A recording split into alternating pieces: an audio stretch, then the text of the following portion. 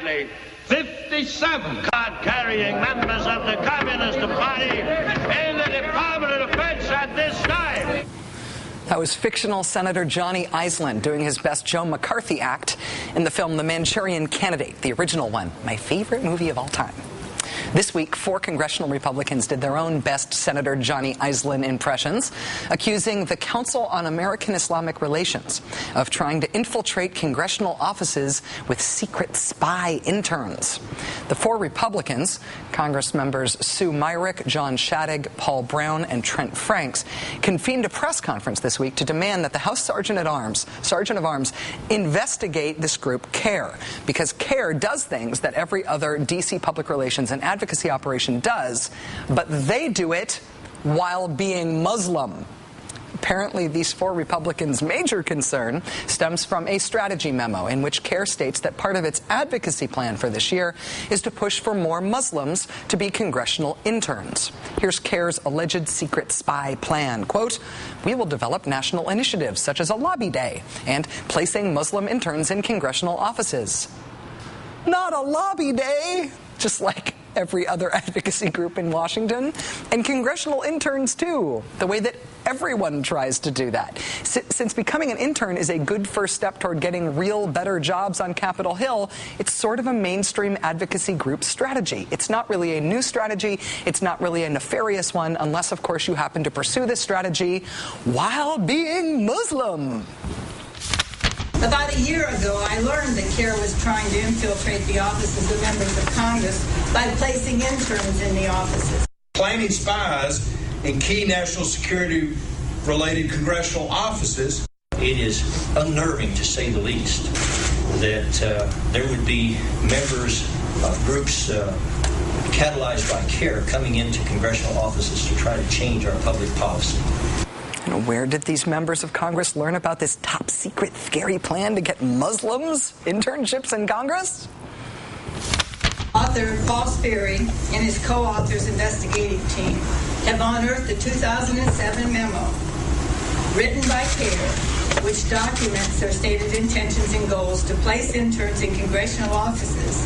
The book which Sue referred to, Muslim Mafia, is one in a series of books that I would encourage Americans to read. I did write the foreword for the book. I did write the foreword to the book. The book they are promoting is called Muslim Mafia, and it's published by WorldNet Daily. WorldNet Daily, the inadvertently hilarious ultra-conservative website that's becoming a clearinghouse for most of the wackiest conspiracy theories on the far right. President Obama is secretly foreign. Health reform is a secret plot to kill old people. The president's speech to school kids is a secret plan to form a new Hitler Youth. FEMA is really a secret plan to put conservatives in concentration camps.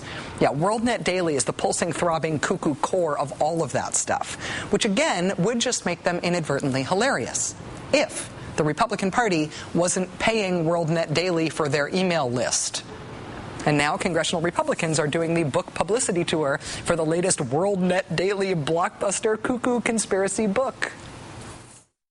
Tomorrow, author and journalist Paul Sperry is going to release his latest book, Muslim Mafia. I did write the foreword for the book.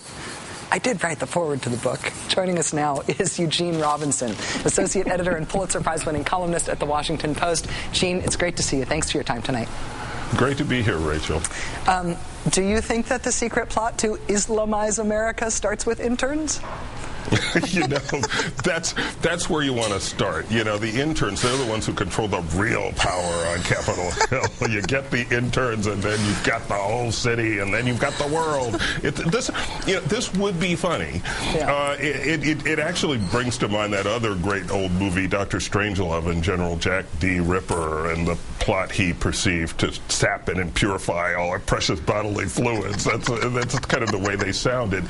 But it's not funny because it's dangerous and bigoted, and you know, as you know, I had my differences with former President George W. Bush, but George Bush, after 9/11, from the beginning, tried to make clear to everyone that the war on terror that he was prepared to wage was not a war against Islam, that it was not. This was not a religious war. This was not a clash of civilizations.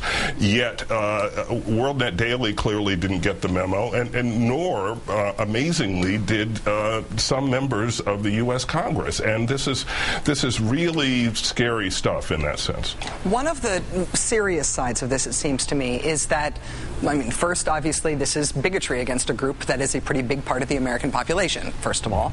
But second, this is a group, Muslim Americans are a group that are critical to American law enforcement and intelligence work. America needs American Muslims for counterterrorism against Islamic extremism specifically.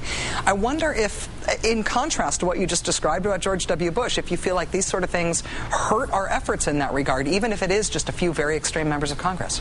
Of course it hurts our efforts in those regards. And look, if you're Muslim in America and you hear that, you have to conclude that you're under suspicion, if not under attack, at least from this kind of loony right wing of the Republican Party.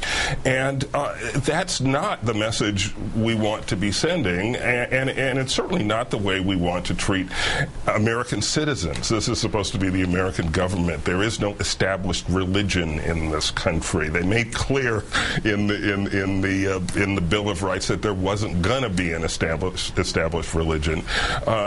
It's amazing to me that these fundamental principles upon which this country was founded escape our elected representatives in Congress. Yeah. You know, Gene, after we started working on this story today, it broke that one of CARE's directors received a faxed death threat pursuant to this today. It said, Muslim Neanderthal Dougie Hooper, apparently some sort of snide nickname for him, will be soon hanged for treason against the United States.